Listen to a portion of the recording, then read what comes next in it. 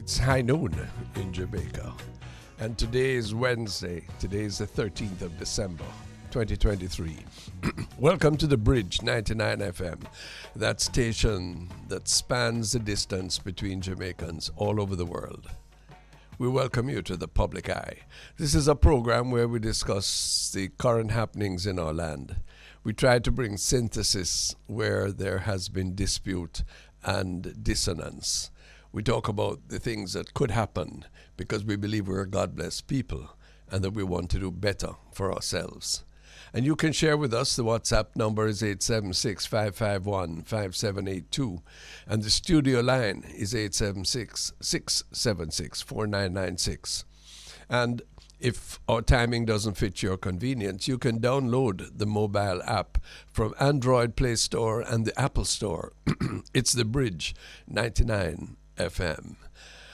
I'm Ronald Thwaites, been doing this program for 50-odd years, and the Honorable Pernell Charles is a redoubtable veteran politician, trade unionist, and public commentator. He is at home today. Can I welcome you, sir? Good morning.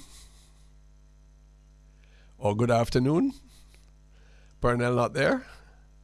Okay, when he's available, he'll join in today. Later on in the program, Peter Esut, the environmentalist, talks to us about the COP28 event that has just finished in the Middle East, and then we understand what are the significances of their conclusions to the Jamaican situation. It's a vexed moment in Jamaica's environmental history. The Rio Cobre has gone dark again with pollution, and the Kingston Harbour is littered with the smell and the corpses of thousands, hundreds of thousands of dead fish, all because the environment doesn't seem to be enjoying any kind of preference or priority in the minds of our people.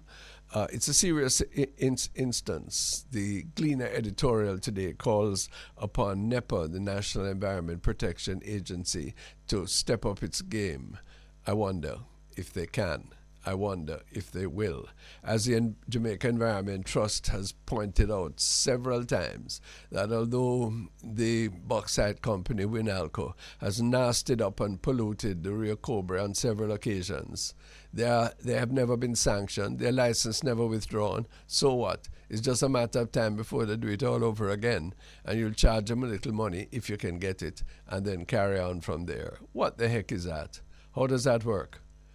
Yes? Jamaica is squandering, and then the bauxite industry doesn't help either, and yet still we are still trying to scrape what we can out of that while causing a damage that centuries will not be able to repair. On in the environment at 12:20 this afternoon with Peter Esut, followed at about 12:45 by our friend Dr. Lascelles Graham, noted sports commentator and man of letters and conscience. The schoolboy football season ended on a sour note. The field of play was invaded by marauders, yes, posing as celebrators, and there was something called a victory lap for the Mona High students who copped the title for the first time. Congratulations to them. And some of them, the rogue elements, but indeed it could have been expected, found themselves inside the compound at Jamaica College and telling the community there about what they should do to their mama and all kinds of expletives nonsense.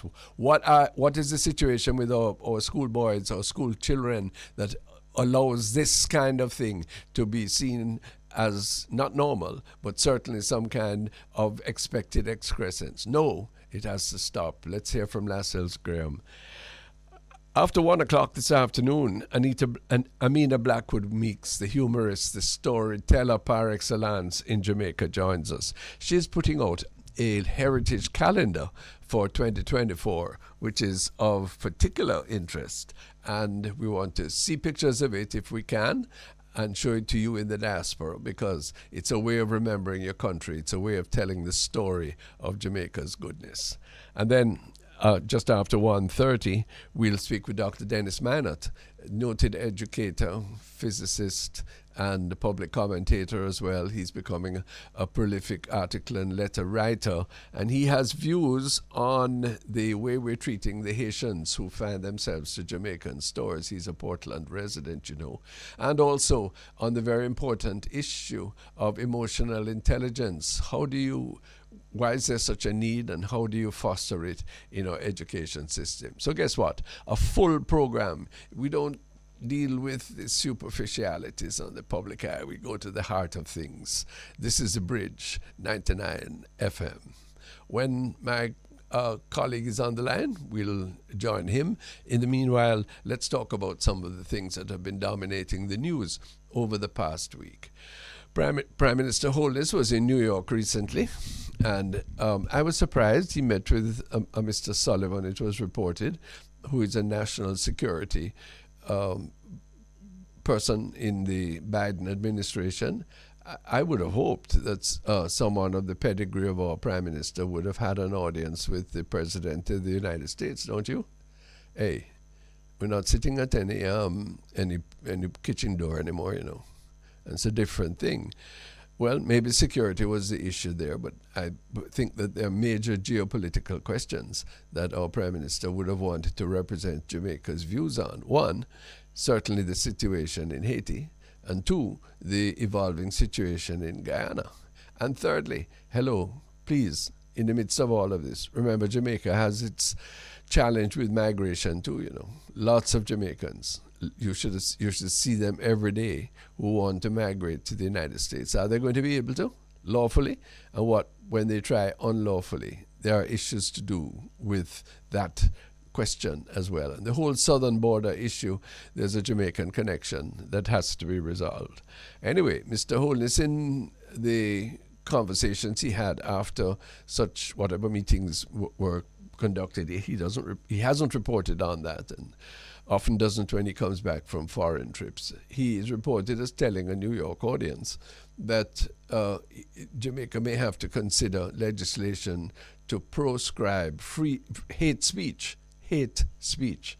What do you mean by that, Mr. Prime Minister? The churches and others, the civil society groups, Jamaican for Justice, are saying, please clarify, because one of the silly people who tries to report on government activities was heard to say that this speech, this crime might be used to curtail statements which are adverse to or inimical to the good of the state. Hold on now. Don't bother with that, you know.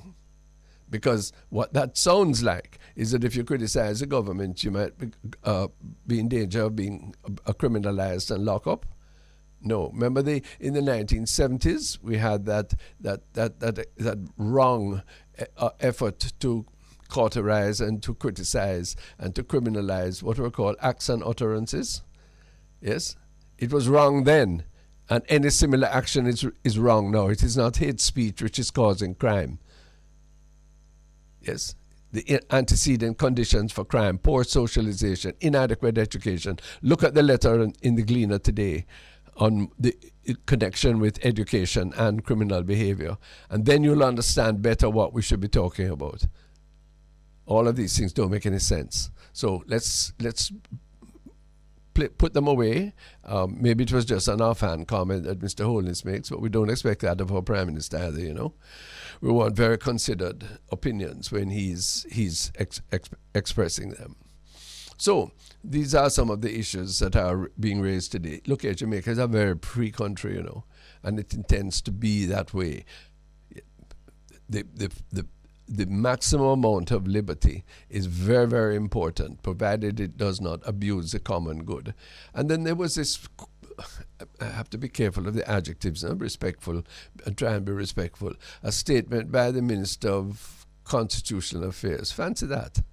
Yes, that to the effect that she wishes that we remembered the wrongs or our responsibilities as much as we remember our rights. Of course. Oh, yes. There are responsibilities connected with the rights that we have. But please don't hint, as you have done before, that somehow our rights are contingent upon your version of what is appropriate at a particular given time. Those rights in the Charter of Rights, you see, are subject to only one condition, only one possible curtailment if they are appropriate to a free and democratic society, any such curtailment. And the efforts to push us in the direction of a police state, in a situation where in major parts of Jamaica now, any police officer can lock you up without recourse to the court and without charging you for anything. Yes. This is a matter of embarrassment for freedom-loving Jamaicans here and abroad. And the continuing defense of this and the justification that somehow this is necessary for social peace, which it is not providing, is a very pernicious way of dealing with it. Mr. Charles, good day to you, sir. Good morning, Ronnie. Well, it's good afternoon. Good afternoon now. How are you feeling? How are you doing? I'm fine. How are you? Well, I'll tell you something. I don't know how to describe it. I had a very bad night. Oh, dear. But the daylight and give me a much clearer. once the darkness went away, yes, the heavy feeling went with it. I have one piece of advice for you. Please submit to woman government. What's that? Please submit yourself to woman government. Please submit myself to who? Woman government. To the ladies in your life who will determine what you are to do. But I tell you, they took charge, you know. and they're the one who telling me what to do, yes, when to do it. and I mean, I have lost my manhood. No. I just said to one of my daughters, one of the time I was giving you instructions what to do, yes, when to do it, yes, and how to do it. Yes. And now you have switched it on me. Scripture says that is how life must go. Yes. So just nod and smile, as Oliver says. Yeah, man. What's on your mind today? What issues of public concern do you think are foremost? I was concerned about what the Prime Minister means by hate speech. What do you have in mind? What do you think he has in mind? Hate speech? Yeah. I don't know, you know. I don't know. I haven't gone into it, but I think that some of the speeches that I mean, give my both sides of the coin. If those people out there who are not very intelligent, they can interpret intelligently their way, and there's a lot of damage with it. You know? Do you remember, Pernell, in the 1970s, when the government of the time, the PNP government of the time, was getting desperate, that there was a suggestion that there should be a law against utterances, certain utterances that were adverse to the good of the state. Yes. And you would have opposed it then, and I should have opposed it then, and it never came to anything. Acts and utterances, it was a phrase. I am remembering that and reminding you of it, and I am saying that anything that smacks of that, anything that smells of that, 50 years later or 60 years later, is to be equally condemned. We do not need anything like that. It is contrary to our Constitution. Yes, Ronnie, one of the things that bothers me is that the people who are reacting to certain of the things that they hear, yes, they put a total negative towards it and go to work on it, even when you don't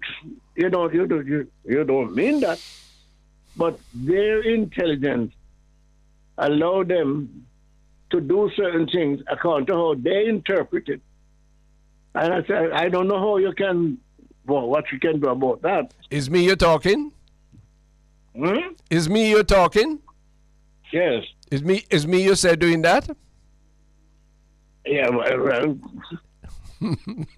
I didn't hear the PM in his presentation, but I have had this sort of presentation made several times before when people in position want to protect themselves against what is being said, because what is being said is like a dagger to them. Yes, and there's reacting to opposition is one thing, but curtailing free speech in this country is something we must avoid.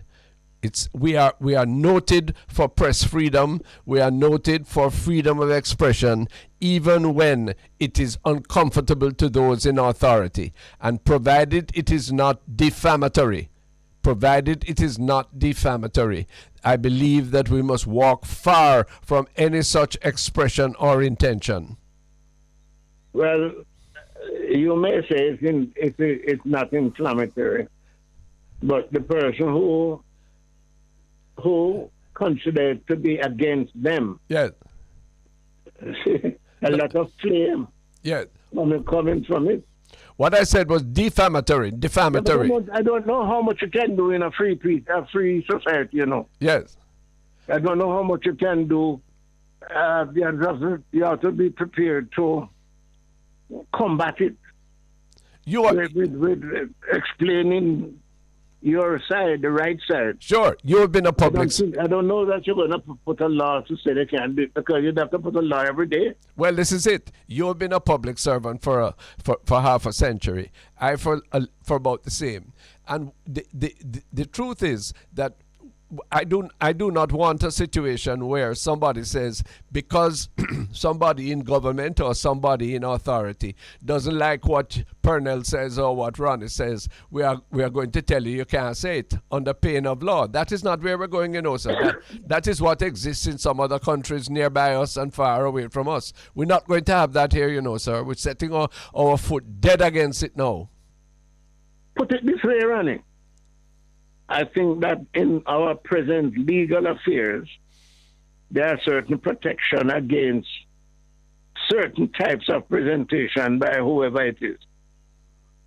In other words, you can't just go out there and call a man a thief. No, unless you have proof.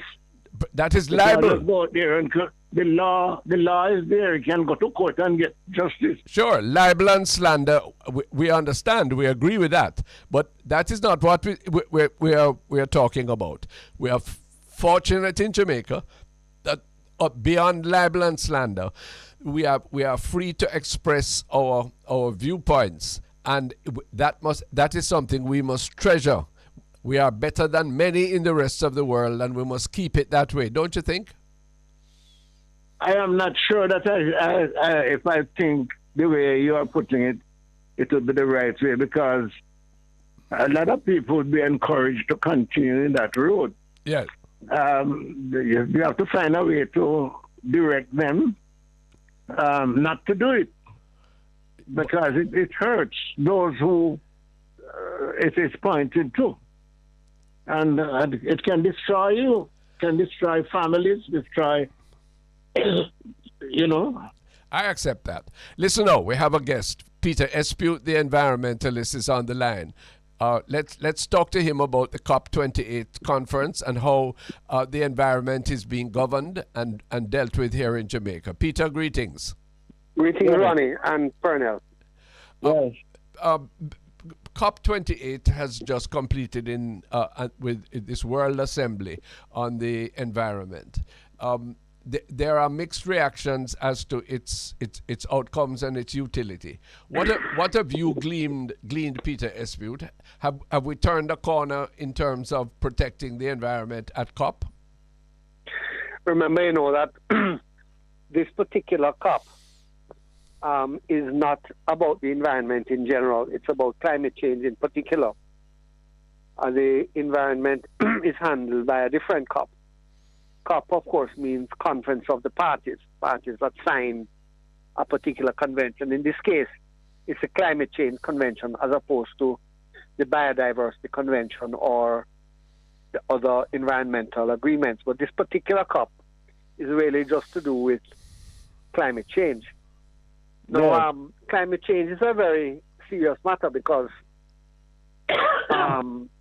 the environment, the globe, the planet, is a system in equilibrium. And anything that throws off the equilibrium is going to throw the whole workings of the planet off track. And I guess it started with the Industrial Revolution, where all to get back to the point that you made earlier, there are some people who just don't care about the law. And there's law that is in the book now that prevents certain people from doing certain things. And you probably have to look at the present law. Pernell, we're talking about whether you can influence them to do otherwise. Got you, but we're talking. I don't know. I don't know that. You probably would have to make a law every day because people do nothing that is, terrible. Peter, I think Pernell is a little beside us or behind us. Pernell, listening to what Peter Esut is saying now, what has the COP28 decided as far as you understand it, Peter? Well, I think we're yet to see the final text of the agreement. But it seems that for the first time in all of these discussions, this is COP28, This is the 28th meeting of the parties to the Climate Change Convention. And this 28th meeting is the first one where the countries have agreed to move away from fossil fuels. Fuels that when they burn, they release carbon dioxide into the atmosphere. Any time frame? Well, as I said, we haven't seen the agreement, so I don't know what it says. I have to wait. It's only yesterday the conference ended. We have to wait until the text of the agreement is published. But, as I said, as I was trying to say earlier, this thing that is causing the global warming is because of the Industrial Revolution, where countries now that are industrializing are burning coal, and in our case, we don't so much use coal in Jamaica. We use bunker C oil. And whatever it is you use to generate electricity, you release carbon dioxide into the atmosphere. And that is causing global warming. And the polar ice caps are melting and the earth is heating up. This is the hottest year on record in the history of recorded temperatures. And, you have deniers everywhere. There are people that deny that Obama was born in the United States. And there are people that deny that there's such a thing called climate change. And the fact is that there is such a thing called climate change. The data proves it. And it's caused by the use of fossil fuels, oil, gas, and coal, that cause these emissions into the atmosphere. Now, what do? You've got to change out from that to renewable energy. So you're going to use solar, you're going to use hydro, you're going to use other things like geothermal energy, wind. We really don't want to use nuclear, but nuclear is of course, not a fossil fuel thing. And the Jamaica government has stated that right now we have about 20% of our electricity generated by renewable means. And we want to go to 50% in the next 20 years. Well, I support that. And we just have to find ways to reduce our use of fossil fuels. Now, let me challenge you. Yes, go ahead. To change to electric buses, is really not a serious matter, because the electricity to run the buses, to charge the batteries of the buses, is produced by fossil fuels. So all you're doing is changing one kind of emitter, carbon dioxide emitter, for another. Instead of it coming out of the muffler of the car, it's going to come out of the smokestack at the JPS generator. You've got to change away completely from anything to do with oil, gas, and coal. And I don't see Jamaica making plans for that anytime soon. Here's the situation. The Jamaican revenue, which we understand to be doing better than it has in the past. We have current account surpluses, for example, is entirely premised upon the use of fossil fuels. Pernell and I often talk about the proliferation of motor cars coming into this country. The government depends upon the taxation when they are imported, and every liter of fuel, which is all fossil fuel in Jamaica, is heavily taxed. And the banks depend on the loans that they give to people to buy cars. So that we have an entire system, the viability of it, the economy of which is based upon fossil fuel. And in fact, the more cars that are imported, the more congestion there is on the road, is in fact providing more revenue for the state. That is a reality. Every year, Ronnie, I write a column, at least one column, advocating for light rail. There's no reason why people in Portmore should be driving up to University Hospital or to UTech. There should be a light rail, a train, that carries you across halfway tree and up to Papine. From Portmore, there's no reason why, if I want to go from downtown to Manapa, Constant Spring, I should have to drive. I should be able to take a train. You are correct, but the level of investment that is already in rolling stock based upon fossil fuel makes it unlikely that capital will be provided. In fact, what is happening is that we are pouring more and more capital into a fossil fuel economy. For example, with the annual subsidy, which is now going to brush $15 billion a year into a moribund Jamaica urban transit company. It strikes me that the world, although not planning for the complete elimination of fossil fuels at COP28, is in fact, for the first time, going resolutely in that direction, whereas Jamaica is going in exactly the opposite. But we don't mean what we sign when we sign these international agreements, you know. So we can always go to COP28 and say we are going to change, but we're not really going to do it. You know, a government doesn't mean what it says when it signs these agreements. Pernell, you following us?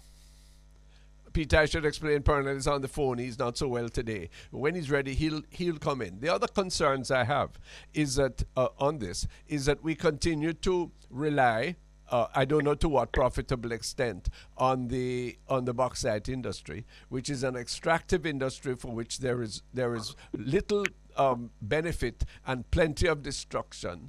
And further, we have faced this very week with what? A massive fish kill in Kingston Harbour, and then the regulatory agency saying that it's a lack of oxygen. Of course, it's a lack of oxygen, but caused by what? Christopher Columbus. Nobody.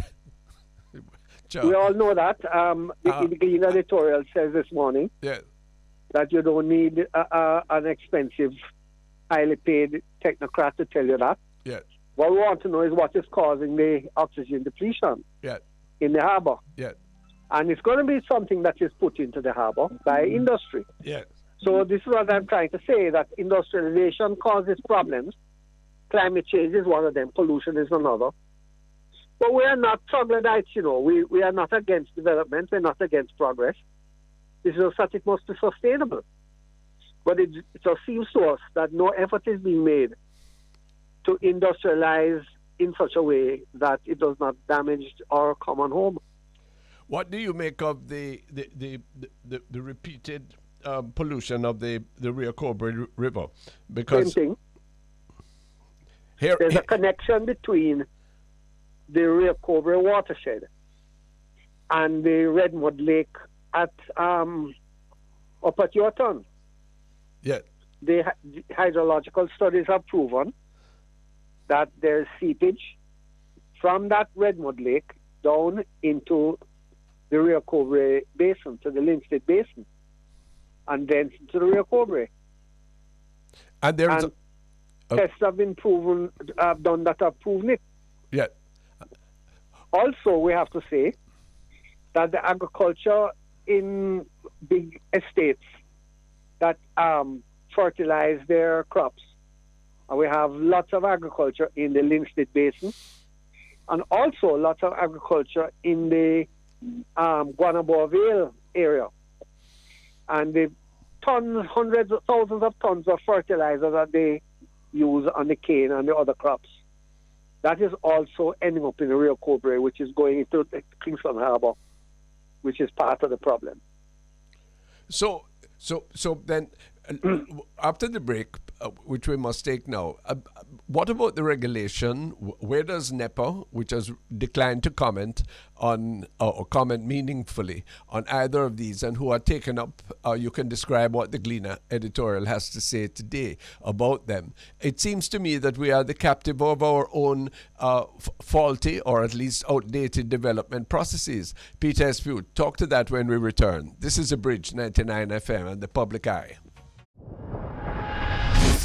This is the Public Eye on the Bridge 99 FM. Pernell Charles is listening in. He's not so well today. And I'm talking with Peter Esut, environmentalist. Peter, what is the effect, the strength, the current position of the National Environment Planning Agency? What should be their reaction? What should be our response to the trend of COP28? There's always been a difficulty running the government policing itself. that is not well done. So I suppose if and also there's an unwillingness in the government to police the private sector, because the private sector, of course, is the driver of the economy, and of course is a source of major funding for the political parties. So there's been, generally speaking, unwillingness on the part of government. In particular, we're talking about the National Environment and Planning Agency, and before it, the NRCA, to deal with enforcement of things like pollution regulations. If you try to tell Carib Cement or Denwan Geddes or Seprod, you're polluting the harbor, stop. They say, well, what you want us to do? Move to Costa Rica? And ultimately, the government will shut its mouth and the pollution will continue. Similarly, the bauxite companies, their contribution to the economy has been substantial. And the government is quite prepared to wink or close their eyes entirely to allow them a free hand. They don't restore the lands, the mined out lands, according to the agreement and according to law. And you drive through the countryside and you see these gaping holes where the mined out lands. So what hope is there of any sort of enforcement? Certainly, neither the previous government nor the present one have any stomach for prosecuting the private sector or government agencies. I remember when there was the Ministry of Health and Environment, when the NRCA was under the Ministry of Health. The same permanent secretary was in charge of hospitals and also the environment.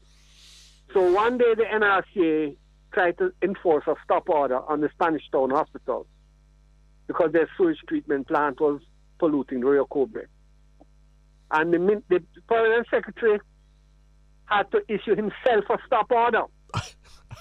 And, of course, the minister was furious. Peter Phillips was furious. How can we be doing this? And, of course, he stopped the stop order. And, of course, the Spanish Town Hospital sewage treatment plant continued to pollute the Rio Cobre. Well, now we have a Ministry of Agriculture and Mining. I find that contradictory. Well, the Ministry of the Environment is lost because you have a minister called Matthew Semuda who it is said, has the portfolio of environment, yet he does not have the portfolio of the NRCA. The portfolio of the NRCA is with a different person. So this is the other way. This is the other way that you marginalize environmental issues. What are the principles that we should be applying? Certainly, it would seem to me that we should advance the targets for renewable energy. We should be seeking a much higher reliance on renewable energy rather than a greater dependency on fossil fuels. You agree? But of course, why did we close the Renewable hydroelectric plant? That was the first one that was built. Its purpose was to provide electricity to run the tramcar system. So we closed the tramcar system and then we closed down Renewable hydroelectric. It seems to me that we should start it. The dam is still there. Everybody passes dam head and so on. Or maybe that one is for the irrigation scheme. But why did we stop it? We need to look at the rivers.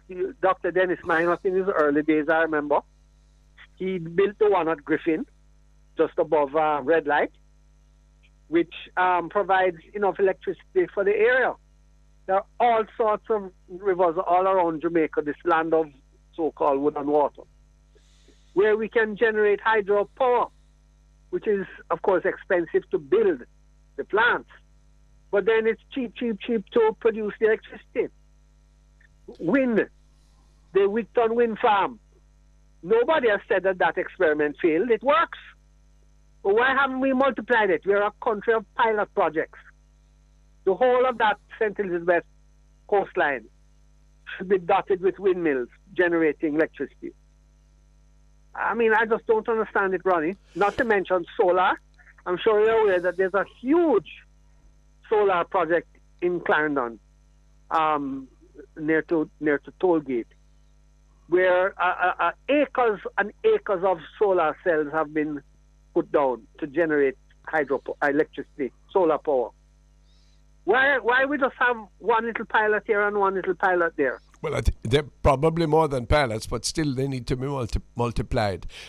In terms of public transportation, though, it seems to me that is a major effort because that one is getting worse and worse. Neither can we afford to pay for the oil bill, which is eating out the entire sum of our merchandise exports, the foreign exchange. It is very volatile. Obviously, and also it is doubling in on itself now and creating the opposite of efficient public transportation. That seems to me to be an important place to start. Would you say? And if you have all these cars, then you have to have roads. And we seem to have a difficulty building these roads in good time and staying within budget. I live in Bull Bay, and yesterday was the first day that I was able to drive out of where I live and all the way into Kingston in the same lane. First day in 4 years I've been able to do that. Wow. Going back is different. Yeah. But going out in the same lane, and it's just 1 mile. And so, and it's costing so much. Instead, why didn't we have light rail? You could have a light rail all the way from Morant Bay. In fact, from Port Morant. In fact, from Manchaniel, in fact, from Port Antonio, all the way along the coast to Kingston. What is a light rail before you go? Please light rail define. The implication is the width of the gauge of the track. Yeah. The Jamaica Railway Corporation is not light rail because it has a wide track. Yeah. And it uses not just the diesel as we used to call it, but also the huge locomotives that pull the carriages. Yeah.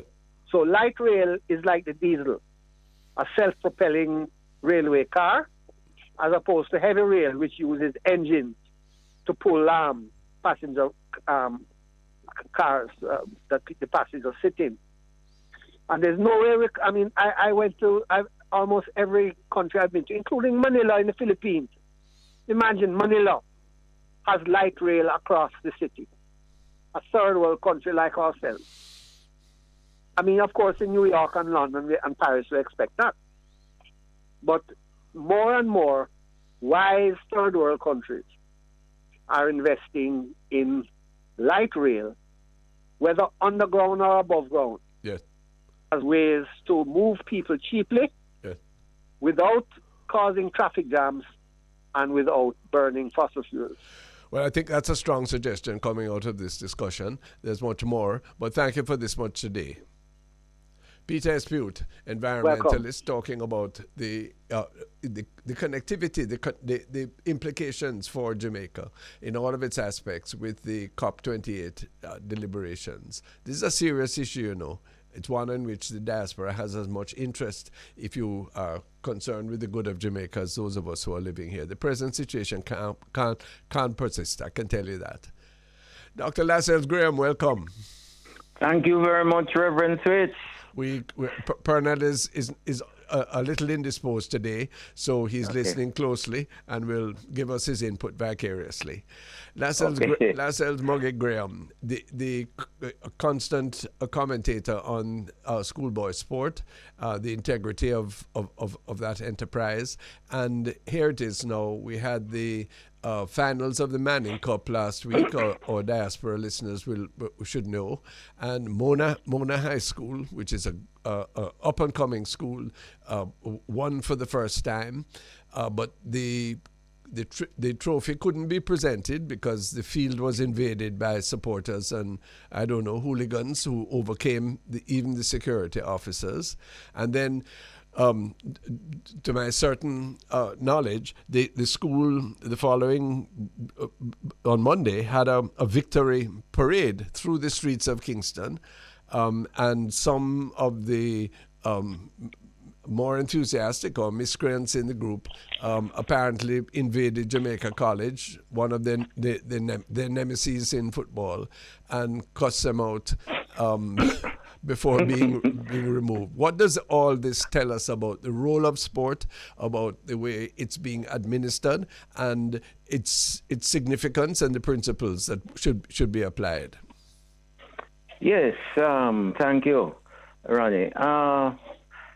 Well, I am distressed, as I've been for a while, with the whole business of how our schools use sports.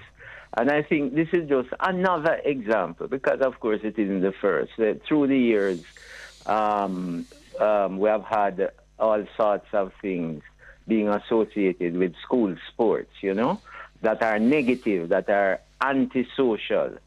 And here again, this is just another one. My thing, though, is that, and I regret that sports is not being used as the co-curricular activity that it is, to help the youngsters who are at the school to develop pro-social skills. Not antisocial. You know, the way it is done now, it is said that to win at football, school football or champs, you have to not only recruit for sports purposes, but you have to recruit heavily.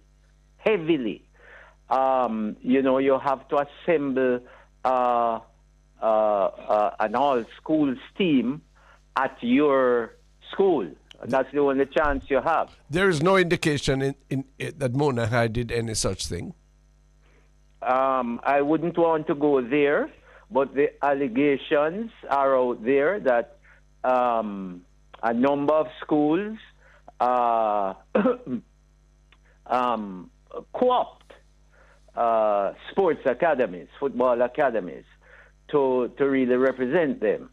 And it is known also that a number of schools recruit from football academies, you know. And again, if we're trying to help the youth, why would we do that? Here is at a football academy, the youngster with potential has the greatest chance of developing that potential. You have the best programs, you have the excellent facilities, you have excellent coaches.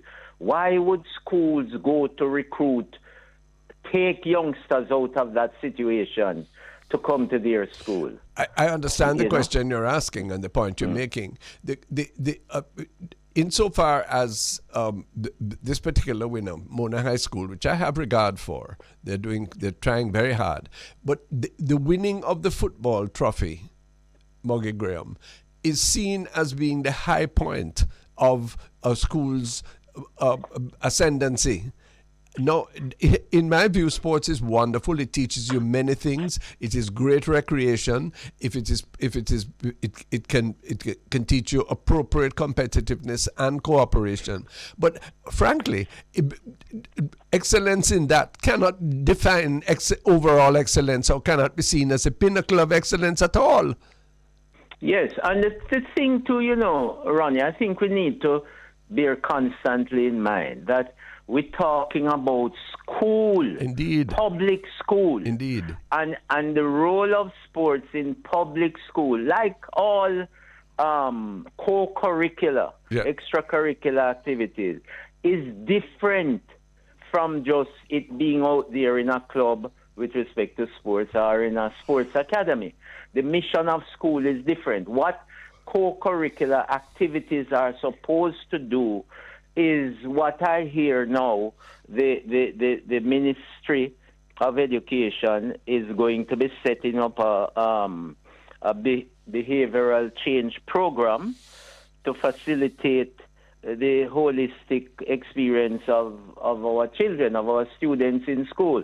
Now, to me, it is contradictory that we want to do that, but at the same time, we have a tremendous tool in schools already named co-curricular activities, including sports, and we have weakened this ability of sports to help us to make the behavioral change that we keep talking about, and to offer the holistic experience that our children are due, in the sense that co-curricular activities, extracurricular activities, should be targeting the students, the cohort that have been placed in that school based on the protocol which we say should be utilized to get children to the various schools. And it is not happening. What we are doing is we are essentially saying to our students, look, our children, look here, you qualify for the curriculum at a particular school, but guess what? You don't qualify for the co-curriculum. So we have to go outside of the school and bring in other people who are more qualified for the curriculum. I mean, it's absurd. It's contemptible. Yes. What is is sports the dominant purpose of a high school? It cannot be, and that's what I'm saying. That it is. I keep saying that for sports to do what it is supposed to, sports and other co-curricular activities, we need to understand that, and tie it in with the concept of what is a co-curricular, extracurricular activity supposed to do. Right? It is supposed to help our children who have qualified for the curriculum at that school to be better citizens. You can learn so much from sports, in the sense that it can give you self-confidence.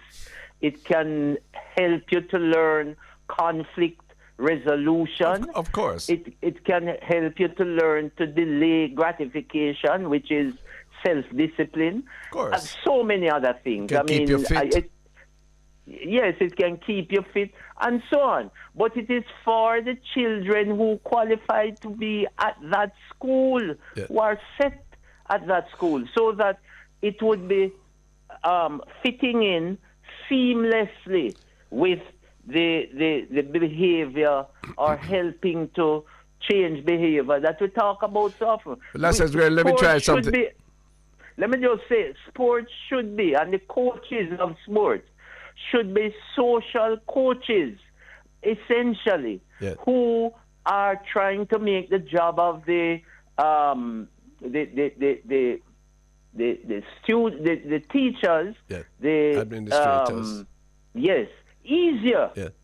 Working together for the wholesome development of each student. But let me suggest to you that the tendency to commercialize school sports is not accidental. It follows as day follows night of a philosophy that says, boy, the important thing in life is for me to come first, is for me to win, is for us to burnish our image by having some trophy. And therefore, I congratulate Mona High, really do. But I also want to see them excel by having the trophies for science and for studies and for humane behavior and for social outreach, as much as I want them to have the Manning Cup. Because when the Manning Cup rusts, they will the lessons learned from the internal sports discipline that you're speaking of, the other co-curricular activities, and the breadth of other matters must be as strong. Some are more lasting than others. Some deserve greater investment than others. What we're doing is elevating the most ephemeral. Yes. And, I want to just say, Ronnie, that look here, I don't just want whatever school to win the Manning Cup or to win champs, right? I want them, and this is what it should be, that they win it with the cohort that is supposed to be at the school, not by recruiting for sports purposes, because that is encouraging a win-at-all-cost approach to things, which is against the principle and the concept of co-curricular activity. In other words, to my mind, it is a Pyrrhic victory when you bring in all sorts of people who would not normally be at the school that you can win. It's empty.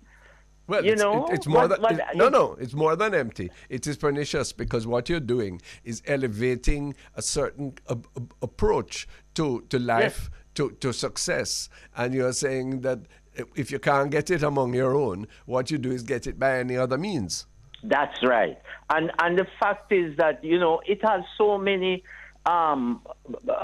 poor lessons. Negative. And bad, right. Because the other thing is this too. Of course, you will never hear the principal of any winning school or school that has done well in sport, football and champs say, oh yes, we recruit heavily. They will always be saying something to support that and trying to cover it up. And guess what, Ronnie? The students know.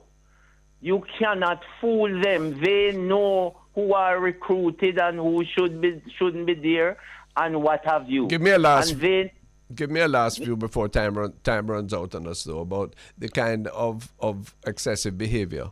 At the Manning Cup final, people invaded the field. Yes? Yes. Well, I think it's atrocious, of course. But my feeling, Ronnie, is that our leadership contributes to that by how we approach sports in our schools. Our leadership helps to create that.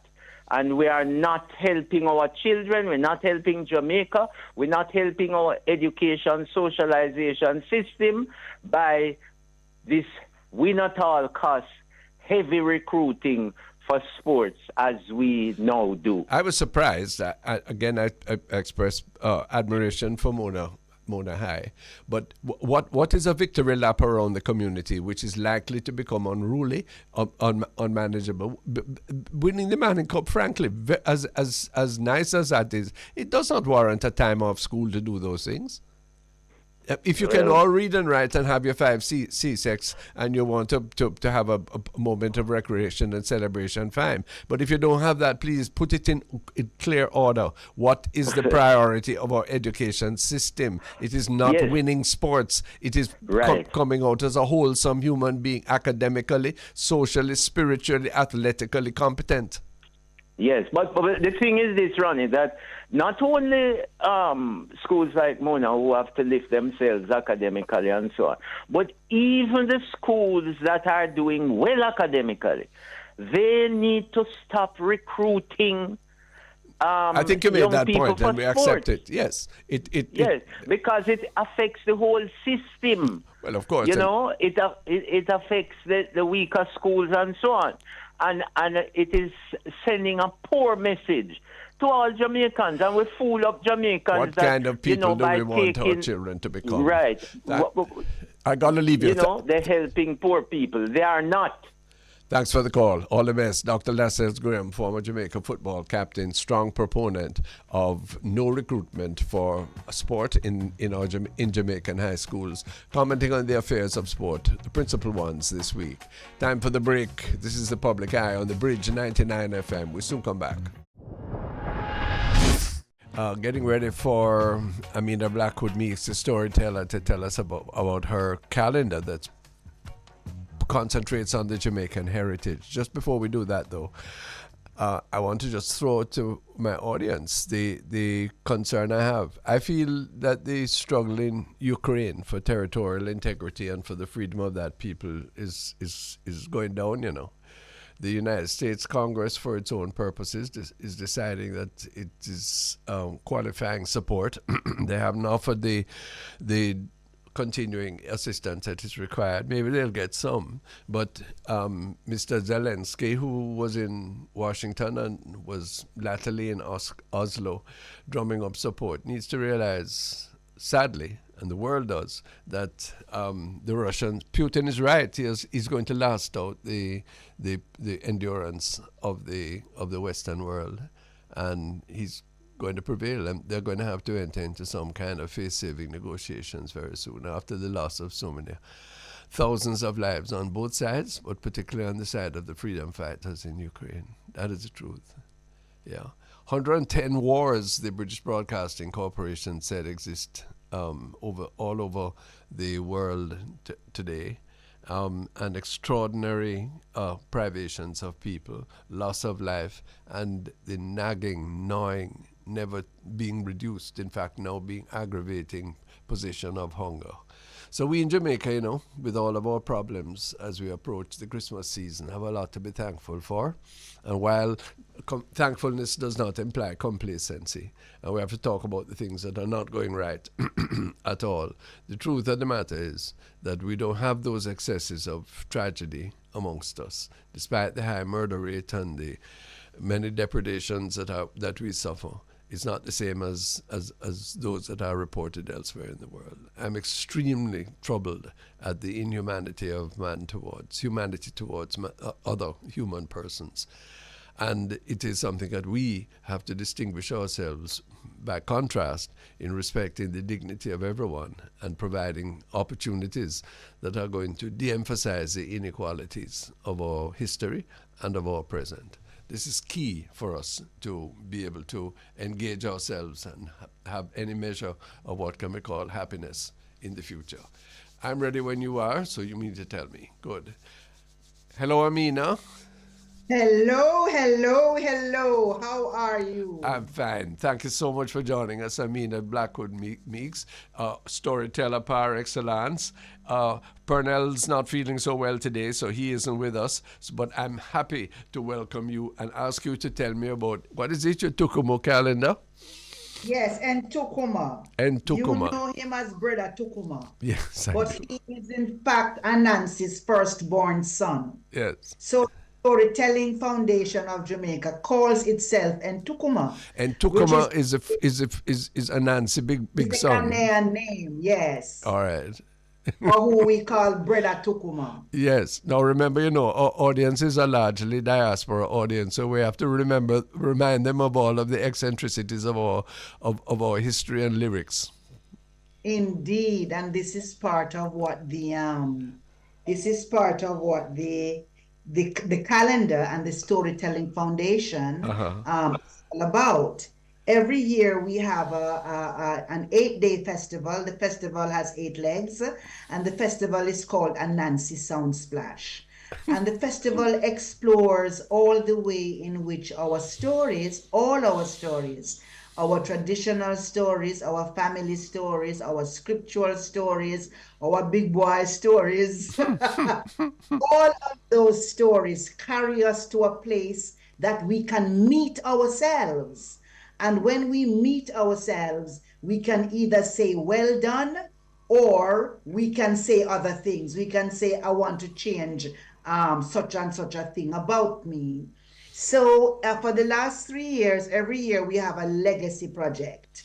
In 2022, the legacy project was a publication of select papers because the festival has a conference component of select papers between 2012 and 2022.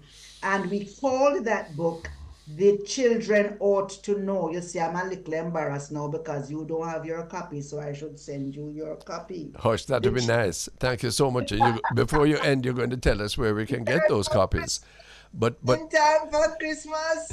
never Now, mind. last year, the theme of the festival was First People. And we're aligning ourselves to the United Nations platform for indigenous people and what that means. And in Suriname, they don't say indigenous people, they say first people. Okay. And so the theme for our conference festival was First People. What have we learned from the first people? How do those lessons manifest themselves in what we're calling cultural heritage or the contemporary ways in which we behave? So we saluted the Tainos and we saluted the Maroons, who at one point in our history really were sisters and brothers in the liberation struggle. And one of the things that we dug up in designing the content for the festival was that Jamaica really and truly could call itself the first metallurgist. Oh. Because there was a foundry out there in St. Thomas on Reeder Plantation, and the foundry was to make all kinds of things to keep the sugar equipment, manufacturing equipment going. Oh. Well, I think his name was Mr. Campbell. Mr. Campbell, who was the head of that plantation, scratched his head and said, you know that if these black people can do all of these things, them soon start to make guns and cannons. So the best thing we can do is to burn the foundry down. Oi. Mr. Thomas, they mash up the foundry. But they had enough presence of mind to take up little bits and pieces of it and took these bits and pieces of it to England, Oh. where they patented these things and used them to power what we are now calling the Industrial Revolution. Oh. So Well. this is where we find ourselves. It is documented.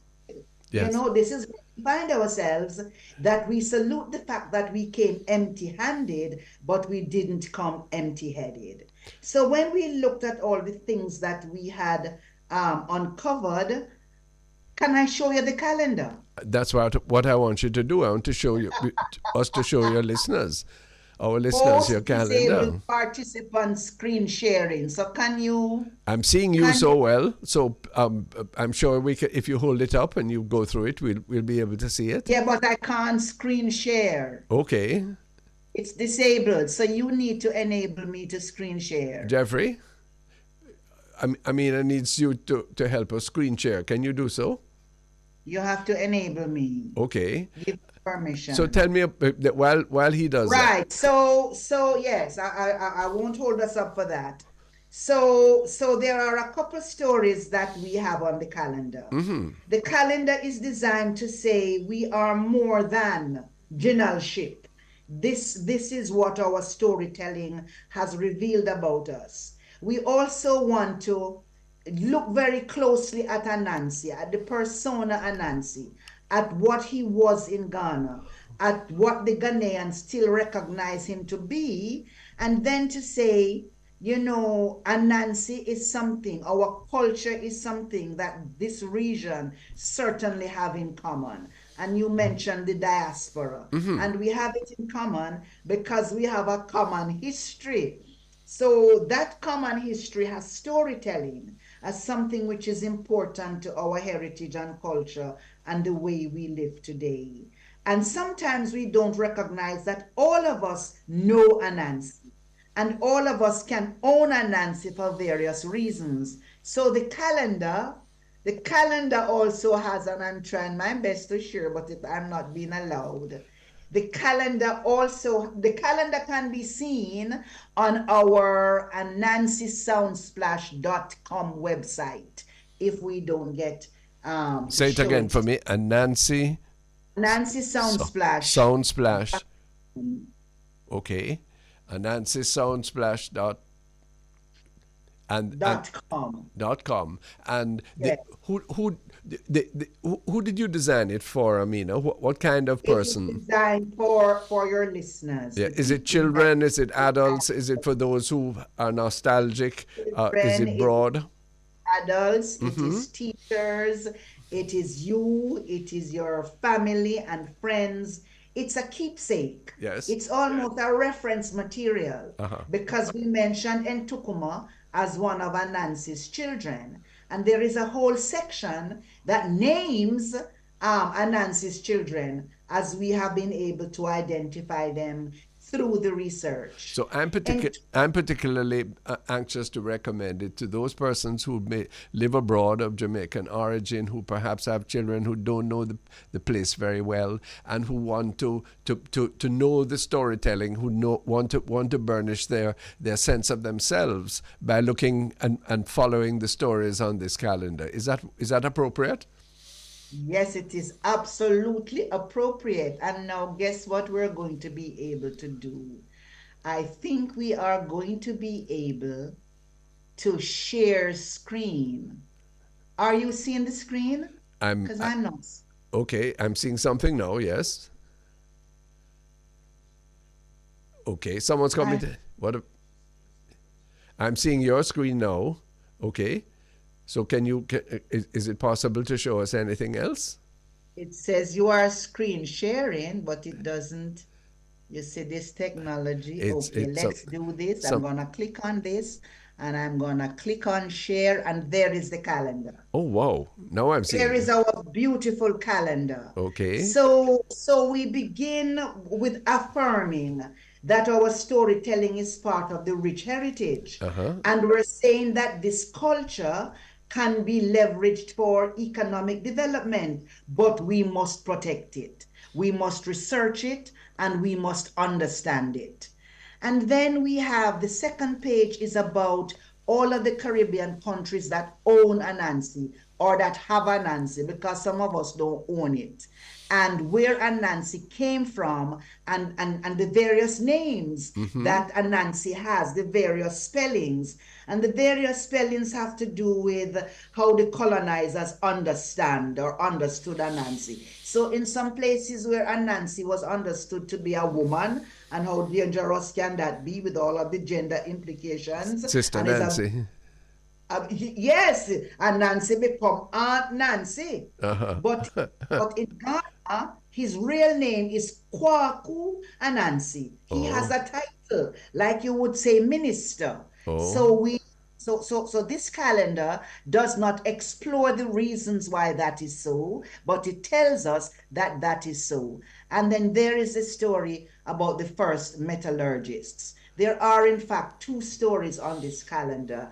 And the second story we call the first athletes, because when we look at the Tainos and their ball games and their bateo, we can see how some of what we do, certainly in football, we owe to the Tainos. Did you know, for example, Reverend Thwaites, that there was a big football competition amongst the Tainos in this region, and the winner was Jamaica? I didn't know that. My goodness. I wonder what kind of ball they played with. But never mind. You go ahead. We'll follow the calendar.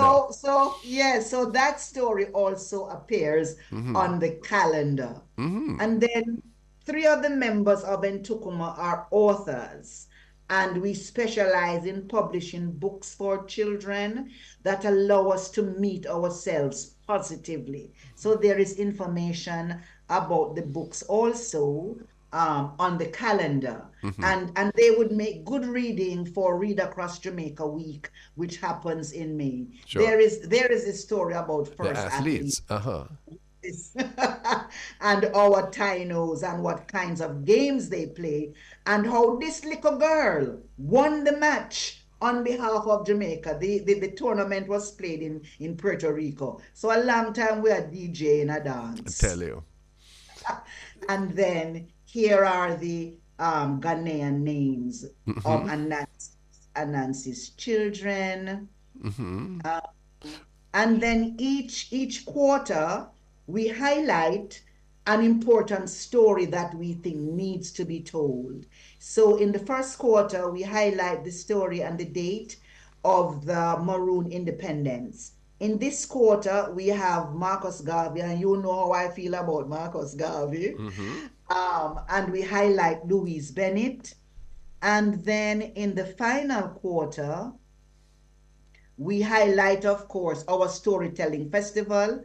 And then we really want to bring a gentleman who has been too long in the shadows, bring him to light. And so we highlight in this quarter the birthday of Ranny Williams, Mass Ran. It is impossible to talk about Louise Bennett without talking about Ranny Williams, who you perhaps already knew was Marcus Garvey's stage manager, or did you know that? I did not know that. At Eloise Park. Yes. Well, now that's interesting. There you go. My goodness. So the calendar has these hints, has these gems.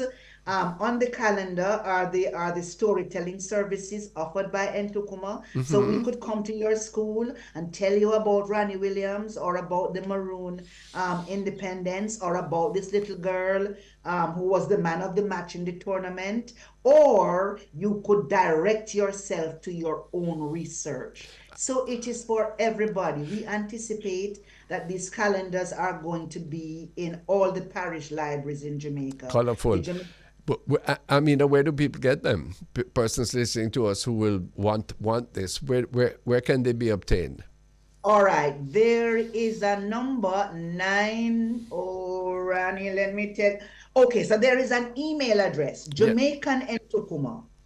JAMAICANTUKUMA @gmail.com. And just send us the information. We also have an Anansi Matters Facebook page, and how to order is on the Anansi Matters Facebook page.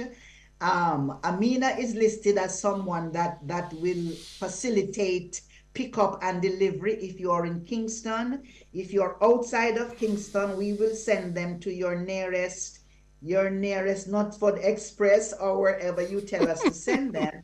But on the website, people who live abroad can do a click, make a payment, and download. What's the cost? So the Jamaican cost is $800. Yes.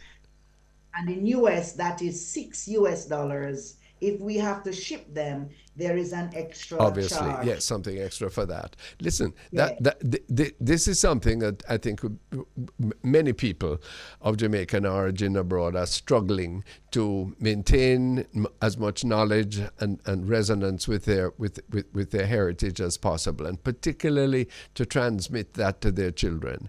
I think this is a wonderful gift that goes well beyond the Christmas season, and in fact is a keepsake for the whole year. And I'm sure that by next year you'll come out with another edition thereof. Absolutely. So let's recite that again. The email address is Jamaican Nkutuma, JAMAICANTUKUMA @gmail.com. That's correct. That's probably the easiest one. Or Yes. they can check the website. Yes, AnansiSunsplash.com. That's a wonderful title. AnansiSunsplash.com. Yes. Great. And then we have a Facebook page called Anansi Matters. Nancy Matters. Well, you're giving us Yes. every possible coordinate. Let people come and shop with you. And I'm just interested in the creativity that pulls it all together, and the more and more stories that are going to emerge as this becomes not just a single edition, but an enduring tradition, eh?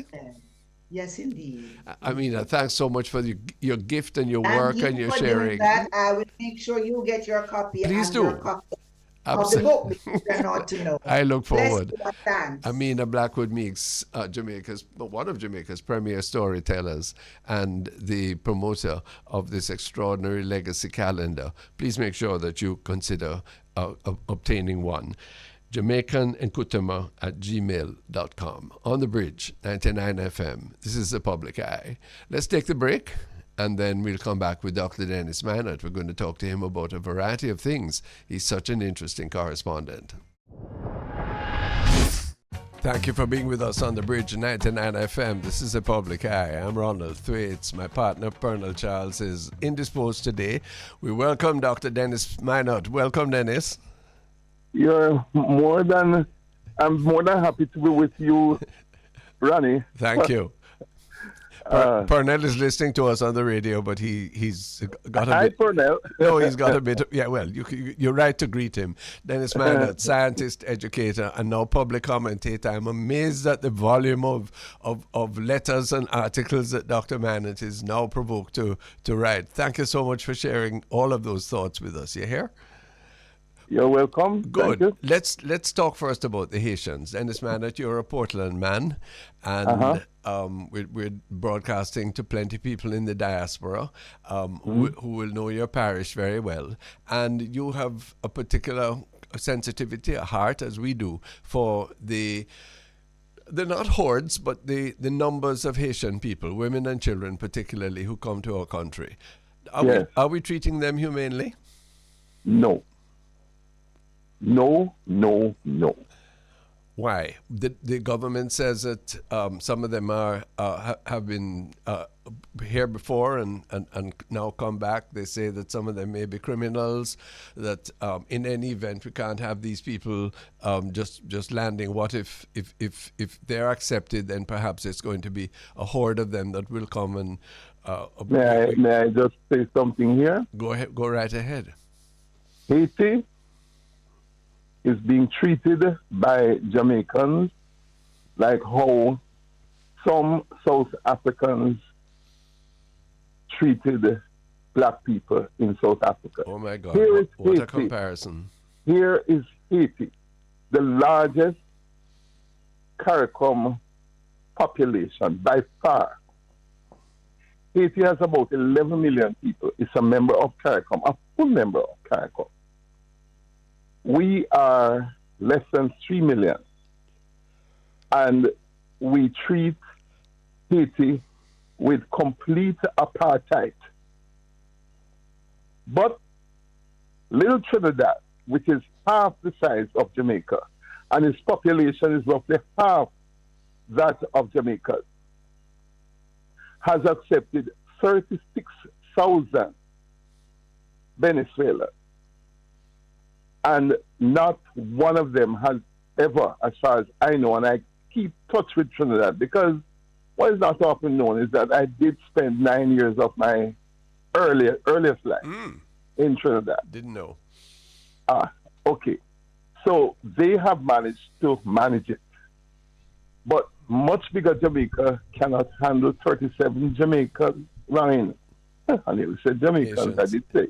Haitians, 36 Haitians, 35 Haitians, and now 9 or 14, depending on how you quote it, and we can't handle it. And why do we think that people in Haiti would employ a person that comes regularly back to Jamaica? Because the way is treacherous. Because if you want to get out of the foul situation in Haiti, do you just get on a boat or a schooner make the breeze blow you and expect to reach Jamaica safely? Isn't it better to turn to somebody who knows what to do, a mariner or a sailor or a fisherman who has been interacting with Jamaica, so that you will have a less hazardous journey, a journey across the waters, one of the deepest channels in the region, yeah, the Windward Passage, shark infested. And here are these poor Haitians running from a situation which even the other Haitians are, as far as I'm concerned, very concerned about. Look, it's not like Jamaica is returning criminals to Haiti who Haiti considers criminals. These are people who most Haitians are looking at Jamaicans and saying, how on earth could they treat our people like this? These are people seeking to get a better life, to even help us back here, to send back some money to help and to make a way for us. We're not, it's not as if to say we are returning criminals to a criminal, as far as they are concerned, a criminal jurisdiction. Their people are being mistreated in Jamaica. Their people are being treated contrary to Jamaican law. Yeah. Their people are being treated contrary to Seventh-day Adventist belief, Roman Catholic belief, Christian Brethren belief, Church of God belief, every single thing that has contributed in any way to the morals of Jamaica. Well, look at it, Dennis. The moral standing of Jamaica. Yeah, the golden rule. I mean, do unto others as you would want them to do unto you. And look how much Jamaicans line up, whether to Canada, the U.S., to wherever. Yes, the Eastern Caribbean, wherever we try, we go, and what we expect to be received with due and given due process and shown compassion. Yes, and here are these people who are in a much worse situation than anybody who migrates from Jamaica. Indeed. Yes? And look what we do them. We dash them out. Boy, I tell you. To quote Mirta Desulme. Yes. She was speaking to me recently. Yes. And by the way, she is part of the set of Haitian refugees in Jamaica. Indeed. Legally so. Indeed. And she, I believe, represents the thinking of the usual ruling class in Haiti. And she said to me, I never forget it, Haitians come to Jamaica poor and needy and weary, and they collapse on the front step of Jamaica, and we kick them away from our shores. Yeah. Why do we do that, Dennis Manut? Why what? The Haitians doing so? No, we know that. Why are we doing it that way? And why is the public sensitivity as blunted towards this? I believe it's a very deliberate campaign to. And also, the other thing is the sheer incompetence in terms of what the thinking is going into foreign affairs, what is being put into. Oh boy, I'm so taken with this one. The national security. What is national security about? What is foreign affairs about? What is CARICOM about? What is just simple decency, kindness, compassion? How do you take somebody who is in absolute danger? They manage to flee. They manage to turn to somebody who we in Jamaica, in our two-mouth way of speaking, call traffickers. Who are they supposed to turn to? Aren't they supposed to turn to people who are somewhat professional in moving people between Jacmel and Port Antonio? What choice or do they between have? Lake Kai and Port Antonio or Boston Bay or down at St. Margaret's Bay? Who are they supposed to just say, boy, I make a jump in the canoe and run go to Jamaica? It doesn't work that way. They must turn to people. And are we calling such people criminals because they help their other people? We call them traffickers. That's not right. It is wrong. And what hurts me is the Jamaica umbrella. Let me say it right. The Jamaica umbrella Group of churches, which I have rechristened Jamaica umbrella group of gentrified churches and consciences. they have not seen fit to speak about this thing that is everywhere in the Bible. My understanding is pay attention. You must pay attention to the stranger among you. Of course. Blessed is the man who sitteth not in the seat of the scornful. Look here. And we Jamaicans are scorning Haitians. Dennis Manut, two things. First, the government of Jamaica would, if they were in power in Egypt at the first Christmas, would have sent Jesus, Mary, and Joseph back to Herod. Yes?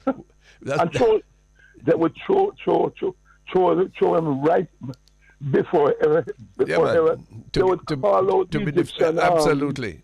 No, but the second thing is that I am informed that there has been a statement, certainly coming from Archbishop Kenneth Richards, who has been chair of the Jamaica Council of Churches and the Umbrella Group, but it has received no public attention. But even then, I am relieved to hear that. I request more, because it seems to me that they should be the ones on the beach waiting to receive the refugees. Very much so. Yes, and offering them, clear out the benches in the sanctuary and make them and put them there, and insist that we give them at least humane treatment, rather than the dismissal and the inhumane contempt that is being passed as public policy. It is a reproach to all of us, man. It is. It's not just that. What I fear is this. This Haitian situation, is going to be repaired sooner or later. And don't be surprised if Haitians come out of this suspecting nearly every Jamaican. We are thinking about joining an expeditionary force of some sort to go to Haiti to bring peace. I believe that every Jamaican policeman or soldier or other security person who goes on such a mission is going to be subject to extreme danger. Not because of the general situation in Haiti, but because Haitians have a habit of remembering things and taking things into their own hands. That would be so and Jamaicans, I would like to suggest, be careful of Haitian resentment. Yeah, but and the other thing is this.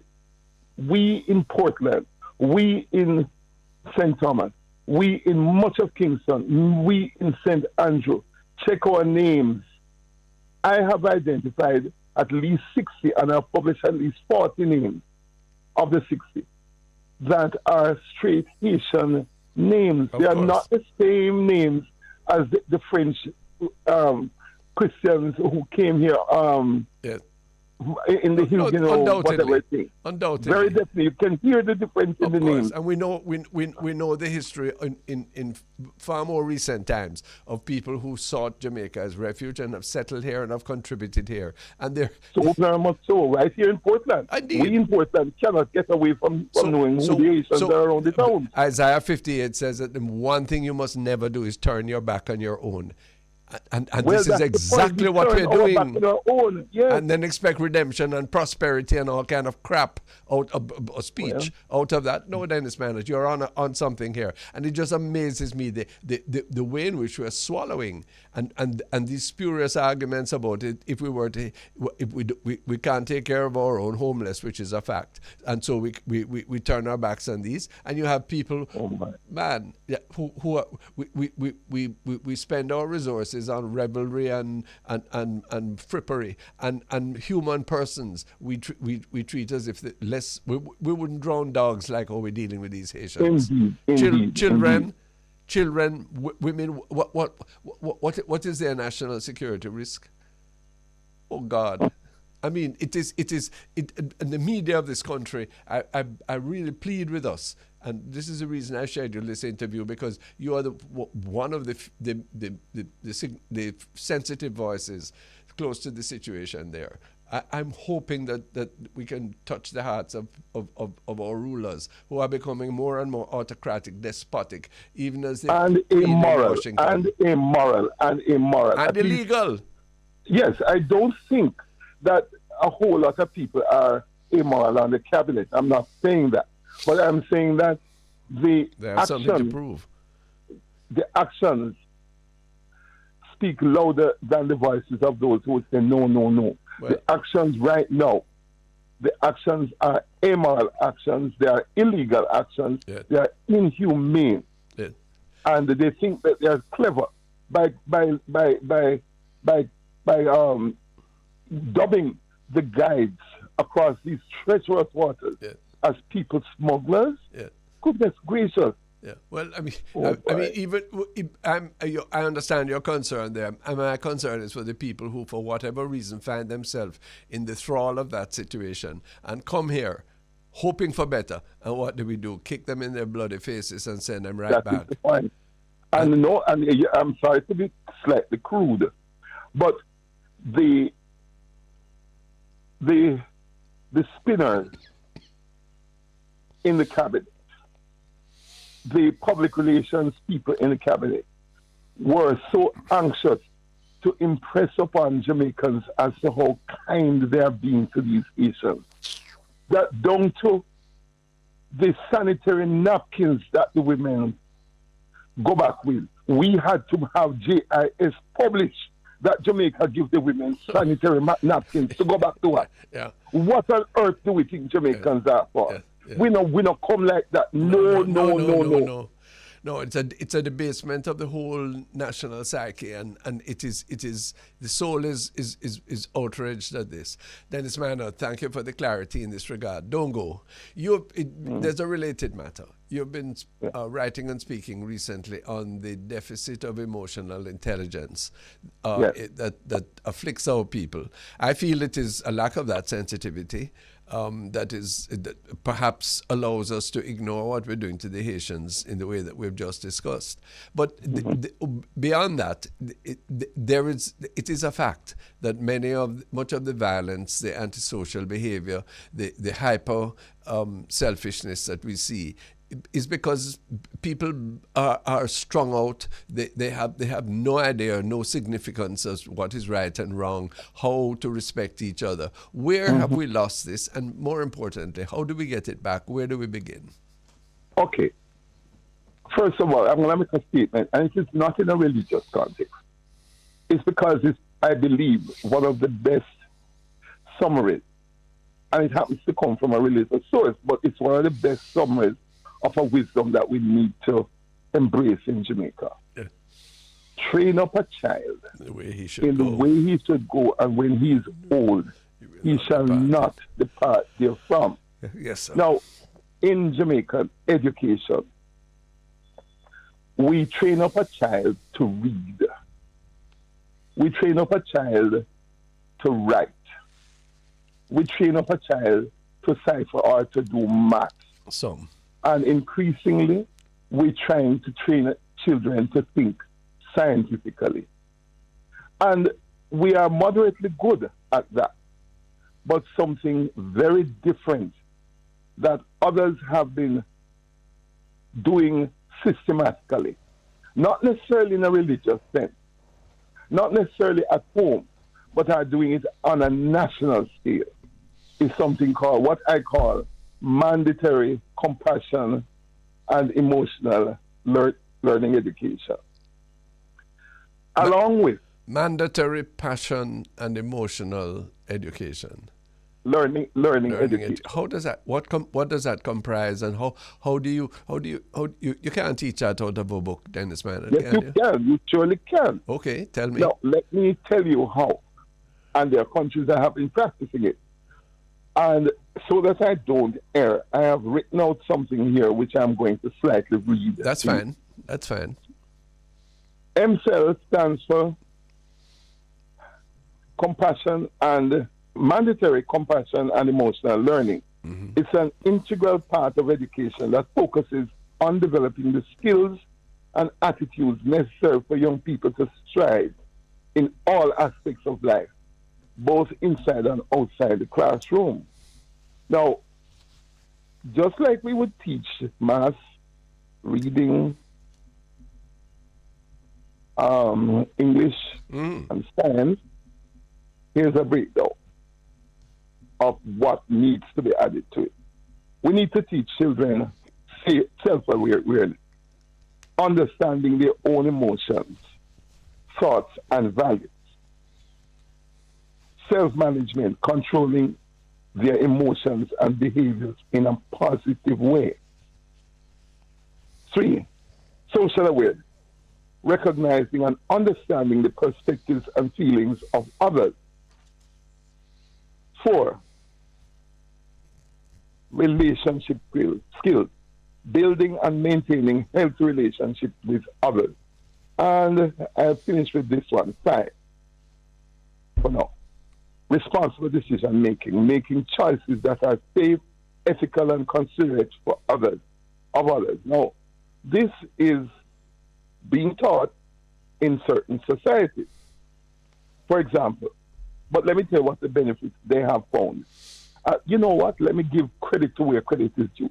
The first country to have moved in this direction is a little kingdom in the northeast of the Indian subcontinent. The name of that country is Bhutan. Many Jamaicans don't even know the name. It's a kingdom. Yes. And in fairness, that kingdom is being emulated across the world. Yes. And particularly so in Finland, in Portugal, in Japan too, in España. Japan is going that way. Yes. In Chile, post-Pinochet Chile, in Brazil. Now the Australians have taken to it, and the Americans are teaching it in every Ivy League training, educational training college, and it's there. What are the results? Well, since 1980, when this whole business of emotional intelligence and gross national happiness, G&H, has been on the agenda, has been a cooking, courtesy of the IMF and courtesy of educational authorities are looking at results. Yeah. First of all, MCEL leads to improved academic performance. Really? Many studies have shown that students who develop strong MCEL skills tend to have higher grades and test scores. Yeah. The PISA thing that we have just joined, check it out. At the top of PISA are those of the PISA list for 2023. Yes.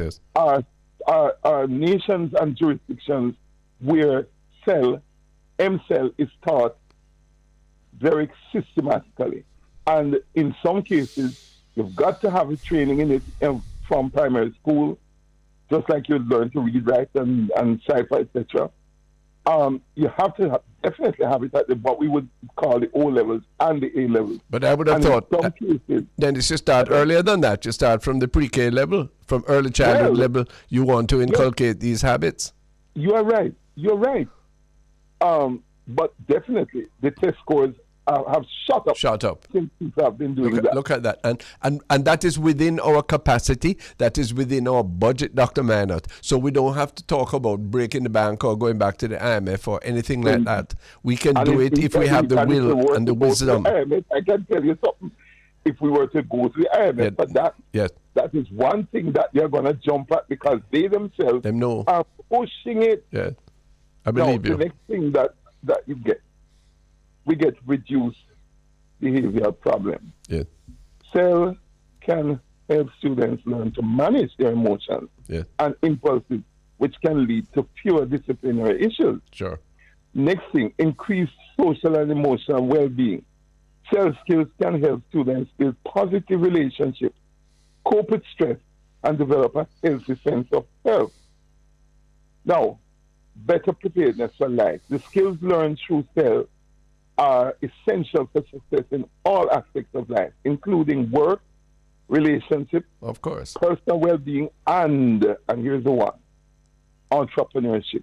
Because these people are in a community that is less risk averse. People learn to trust people more, and it is working out. Look at how Finland is prospering. Look at how Sweden is prospering. Look at how post-Pinochet Chile is prospering. Look at how Australia has jumped on it, and they have over 1,000 schools up to 2022. I didn't look into the figures for 2023. Over 1,000 schools in urban Australia are now into CEL. we don't know nothing about it. We are having SOEs, we're having ZOSO, we're having a possible ministry of whatnot. I don't think anything is basically wrong with those. Don't get me wrong. They're essential to deal with a particular situation right now. But they are, at best, dignified band-aids. We need to address the issue in a very systematic way, that we invest in it and expect outcomes in 4, 5, 6 years. And even before that, yes, children will be coming home and bawling, Mommy, no, we're not doing that no more, because you see my children here, I'm thinking of mine. Look, a while ago, I had to rush and do something. And because of all the training, one of my daughters, them and the other one, get at St. Andrew High School, she come quick to me and said, Daddy, you have to put this on your hand. I'm sorry to be so blunt, everybody, but children come home and affect what. But of course, they begin to educate parents. Indeed. The change can be shown. It seems to me that this is an element that is missing in our education system. It is supposed to be implicit, but it is not. And in fact, it is superseded, Dr. Dennis Manut, by the addiction of social media and by other peer influences outside, when we need to be absolutely intentional about this. When I went to Japan, I saw their early childhood system in the places that I had a chance to look at briefly. But the entire process was towards the socialization to be a good Japanese. Yes. No. Yes. No. It's, I saw that. Sure. I saw that. So no, and it's No, it's related to happiness. It's related to productivity, and it's related to social peace. We are spending money on supposedly on national security at the wrong level, the wrong end. I agree with you. I believe we are, as I said before, we are having band-aids. Mm-hmm. Bigger band-aids and bigger band-aids. They are necessary, but we need to suture. But before we need to suture, we need to cut down on what caused the wound. The infection. We have to cut down on what is the situation that leads to this. As a matter of fact, we have to change the culture. That is why, Ron, I personally feel that in all of this initiative that I'm advocating, we need to get the social the culture ministry in on it. Unfortunately, and let me just say it straight out, everybody know me love Babsy Grange, and is my friend. Time running out on us, but their attention is. Babsy's ministry needs to stop just celebrating achievement and get into the business of coordinating with education and social sciences, not social, and education and what we call it now, and Dr. Chang's ministry, and plan out how we're going to nurture the culture to come in this way. Sorry. Got your point, and thanks so much for this. This is just chapter 1. We'll talk to you again, and certainly keep on thinking and explicating how this can be inculcated in our system as soon as possible. Happy for this interview. Dr. Dennis Manut, thanks so much. You're Scientist, welcome, educator, public commentator, Dr. Dennis Manut, bringing Public Eye to a close today. Been missing you, Pernell, as our guests have too. Make sure you get well for next week. And thanks so much to Jeff and all the people at Bridge 99 for this program. Live Spare, God willing, next Wednesday at midday. We'll be with you. Take care till then.